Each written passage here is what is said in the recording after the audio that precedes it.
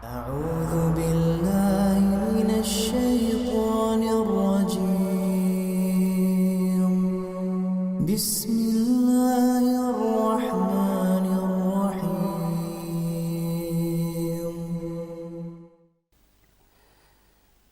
إن الحمد لله نحمده ونستعينه ونستغفره ونعوذ بالله من شرور أنفسنا ومن سيئات أعمالنا من يهده الله فلا مضل له ومن يضلل فلا هادي له وأشهد أن لا إله إلا الله وحده لا شريك له وأشهد أن محمدا عبده ورسوله لا نبي ولا رسول بعده اللهم صل وسلم على نبينا محمد وعلى آله وأصحابه أجمعين يا أيها الذين آمنوا اتقوا الله حق تقاته ولا تموتن إلا وأنتم مسلمون يا أيها الناس اتقوا ربكم الذي خلقكم من نفس واحدة وخلق منها زوجها وبث منهما رجالا كثيرا ونساء واتقوا الله الذي تساءلون به والأرحام إن الله كان عليكم رقيبا يا أيها الذين آمنوا اتقوا الله وقولوا قولا سديدا يصلح لكم أعمالكم ويغفر لكم ذنوبكم ومن يطع الله ورسوله فقد فاز فوزا عظيما أما بعد فإن أصدق الحديث كتاب الله وخير الهدي هدي نبينا محمد صلى الله عليه وسلم وشر الأمور محدثاتها فإن كل محدثة بدعة وكل بدعة ضلالة وكل ضلالة في النار. Di tengah perjalanan yang tidak jauh dari kota Madinah, bertemulah dengan seorang anak kecil berstatus hamba sahaya sedang mengembala kambing. Melihat kondisi anak kecil tersebut, Ibnu Umar dengan teman-temannya berhenti sejenak untuk memakan makanan dari bekal yang mereka bawa. Lalu Ibnu Umar memanggil anak kecil tadi. Wahai anak kecil, marilah ke sini ikut makan bersama kami. Kata Ibnu Umar. Anak kecil itu menjawab, mohon maaf paman, saya sedang puasa. Mendengar jawaban itu, Ibnu Umar merasa takjub dengan anak kecil yang bekerja di terik panasnya matahari dalam kondisi berpuasa. Lalu dengan sekejap Ibnu Umar ingin menguji seberapa besar keyakinan dan keimanan anak ini. Apakah anak ini begitu besar keyakinannya bahwa dia selalu diawasi dan dipantau oleh Allah Subhanahu wa taala? Lalu Ibnu Umar mengatakan kepada anak tersebut, wahai anak kecil, tidakkah engkau menjual satu ekor dari kambing yang kau gembala ini untuk kami makan bersama di sini dengan teman-teman kami? Lalu anak tersebut menjawab, tidak paman, ini bukan kambing saya, ini adalah kambing tuan saya. Saya tidak berhak untuk menjualnya. Tidakkah engkau bisa mengatakan kepada tuanmu bahwa anak kambing itu mati atau kambing itu diterkam oleh serigala? Melihat ucapan itu yang keluar dari Ibnu Umar, anak ini sangat kaget. Kenapa ini orang kok ngajarin gak benar gitu? Padahal Ibnu Umar memang ingin mengetes, menguji sejauh mana anak ini merasa diawasi oleh Allah Subhanahu wa taala. Lalu dengan tegasnya anak tersebut, ya, tuan saya tidak mengetahuinya. Tapi bagaimana dengan Rabb, Tuhannya tuan saya, Allah Subhanahu wa taala? Apakah dia tidak mengetahuinya? Apakah Allah Subhanahu wa taala lalai dari pengawasannya? Apakah Allah sempat tertidur? Apakah Allah ngantuk dari pengawasannya? Tidak. Lihat, muraqabatullah yang begitu tertancap kuat pada diri anak ini. Muraqabatullah adalah keyakinan seseorang bahwa dirinya selalu diawasi, dilihat, didengar, bahkan diketahui oleh Allah Subhanahu wa taala dari setiap aktivitas apapun yang dia lakukan. Bahkan kedipan matanya dalam satu jam Allah tahu berapa kali. Bahkan Allah tahu berapa kata yang terucap dari mulutnya Dalam 1 jam berapa jumlahnya Allah tahu, Allah mendengar. Ketika rasa ini ada, keyakinan ini ada pada diri seseorang, maka muraqabatullah begitu kuat pada dirinya. Para hadirin jamaah salat Jumat dimuliakan oleh Allah Subhanahu wa taala, di mana kita dari anak kecil hamba sahaya tersebut? Mendengar jawaban tersebut, Ibnu Umar bergegas pulang ke Madinah dan mengutus utusannya untuk mencari tahu siapa tuannya, untuk membeli anak kecil yang berstatus hamba sahaya tadi untuk dibebaskan menjadi anak yang merdeka. Lalu Ibnu Umar pun memerintahkan untuk membeli berapa ekor kambing. Setelah dibebaskan, dimerdekakan anak tersebut, dan kambing itu dihadiahkan untuk anak tersebut. Di mana kita dari anak kecil ini? Kenapa ketika kita mematuhi peraturan lalu lintas ketika ada CCTV yang memantau?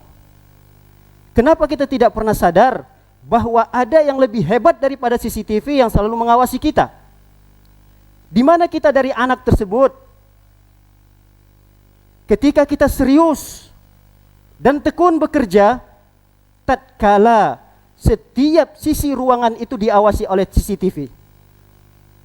Kenapa kita tidak pernah menancapkan pada diri kita bahwa pengawasan Allah lebih canggih, lebih hebat daripada CCTV yang terpajang di pojok-pojok kantor kita? Ada kisah lain, seorang guru yang ingin mengetes seberapa jauh keberhasilannya dalam mengajarkan akidah kepada anak-anaknya, pada anak muridnya. Anak muridnya mengira bahwa ujian ini hanya sekedar ujian fikih, tata cara menyembelih. Tapi itu tidak. Ketika itu sang guru memanggil kira-kira 5 orang anak muridnya. Lalu murid-muridnya tersebut diperintahkan untuk mengambil masing-masing mereka 1 ekor ayam dan 1 bilah pisau. Kemudian diperintahkan oleh gurunya, wahai murid-muridku, ambillah masing-masing kalian 1 ekor ayam dan 1 buah pisau itu, dan pergilah ke sebuah tempat yang tidak terlihat oleh siapapun, kemudian sembelih ayam itu. Kelima anak ini mematuhi peraturan gurunya, pergilah mereka. Pulang 1, 2, 3, 4, berhasil. Mereka mengira ini adalah ujian bagaimana cara menyembelih yang baik dan benar. Mereka sambil bergembira berhasil, dan lebih awal selesainya. Ditunggu anak yang kelima tidak kunjung muncul dan tidak kunjung tiba. Lama menunggu. Akhirnya datanglah anak yang kelima tersebut dengan membawa ayamnya masih utuh.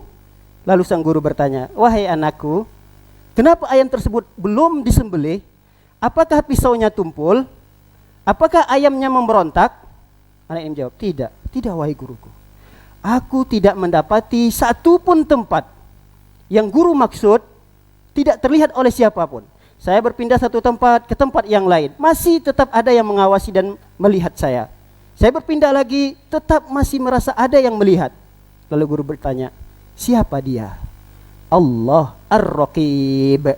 Dialah Allah sang maha mengawasi. Itulah Allah Subhanahu wa taala. Innallaha kana 'alaikum raqiba, kata Allah Subhanahu wa taala.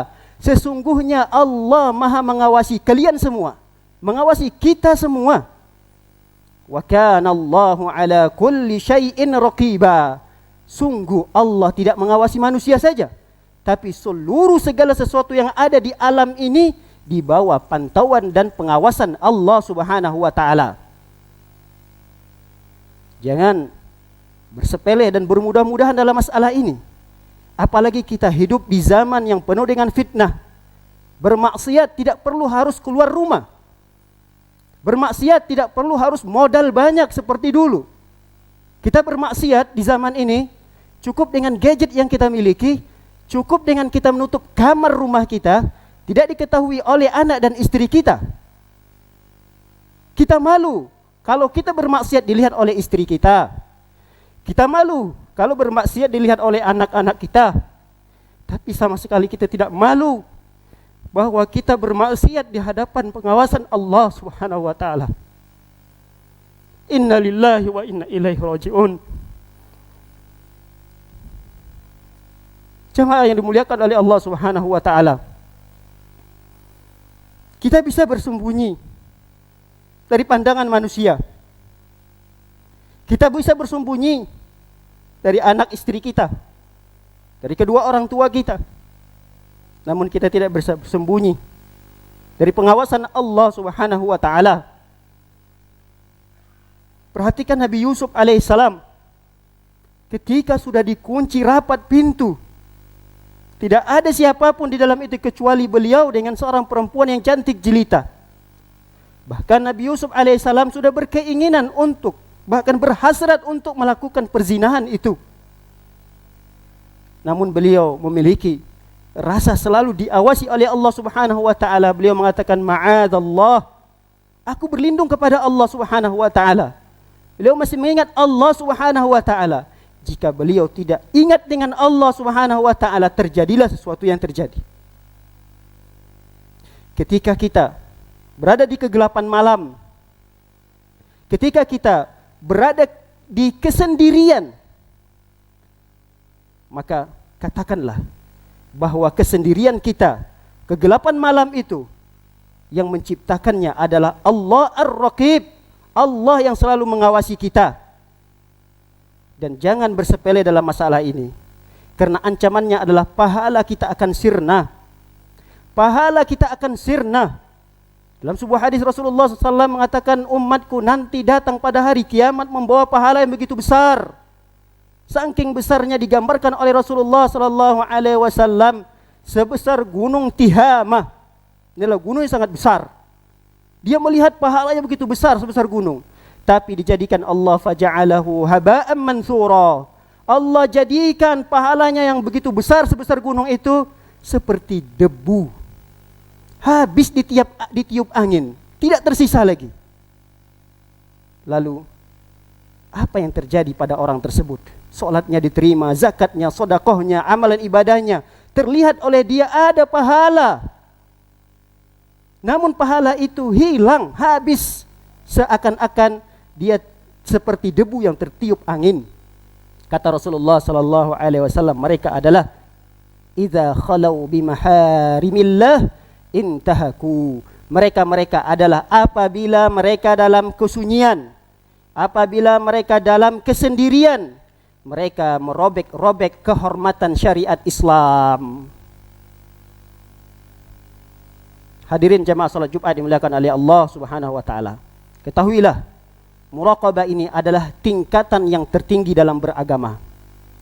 Kalau tingkatan dalam beragama itu ada Islam, ada iman, maka tingkatan yang paling tinggi adalah ihsan. Ihsan adalah penggabungan antara Islam dan iman lalu menjadi ihsan. Apa itu ihsan?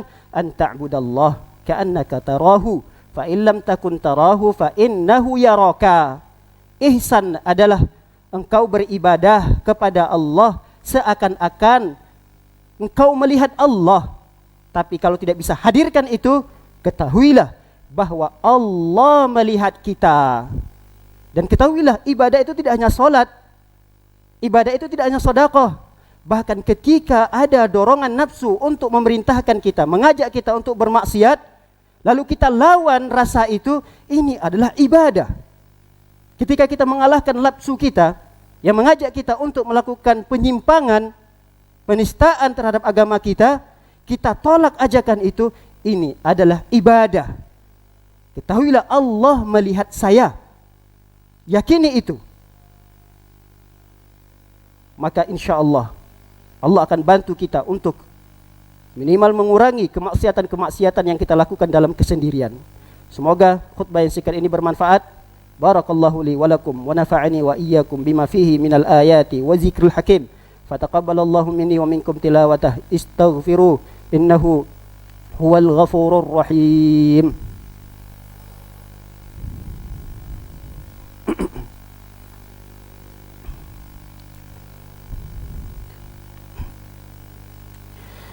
Alhamdulillahi ala ihsani wa syukru lahu ala taufiqihi wa amtinani.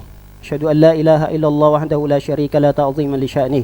Wa asyhadu anna Muhammadan abduhu wa rasuluhu ad-da'i ila ridwani. Wa sallallahu wa sallam wa baraka alaihi wa ala alihi wa ashabihi wa ikhwani. Ya ayyuhalladzina amanu taqullaha اتقوا الله حق تقاته ولا تموتن إلا وأنتم مسلمون إن الله وملائكته يصلون على النبي يا أيها الذين آمنوا صلوا عليه وسلموا تسليما اللهم صل على محمد وعلى آل محمد كما صليت على إبراهيم وعلى آل إبراهيم إنك حميد مجيد اللهم بارك على محمد وعلى آل محمد كما باركت على إبراهيم وعلى آل إبراهيم إنك حميد مجيد اللهم اغفر للمسلمين والمسلمات والمؤمنين والمؤمنات الأحياء منهم والأموات برحمتك يا أرحم الراحمين اللهم أعز الإسلام والمسلمين اللهم أعز الإسلام والمسلمين اللهم ادفع عنا البلاء والوباء والمهان والفتن ما ظهر منها وما بطن ربنا ظلمنا أنفسنا وإن لم تغفر لنا وترحمنا لنكونن من الخاسرين ربنا هب لنا من أزواجنا وذرياتنا قرة أعين وجعلنا للمتقين إماما ربنا اغفر لنا ذنوبنا ولوالدينا وارحمهم كما ربونا صغارا ربنا آتنا في الدنيا حسنة وفي الآخرة حسنة وقنا عذاب النار سبحان ربك رب العزة عما يصفون وسلام على المرسلين والحمد لله رب العالمين عباد الله إن الله يأمر بالعدل والإحسان وإيتاء ذي القربى وينهى عن الفحشاء والمنكر والبغي يعظكم لعلكم تذكرون فاذكروا الله العظيم الجليل يذكركم واشكروه على نعمه يزدكم ولذكر الله أكبر الله أكبر الله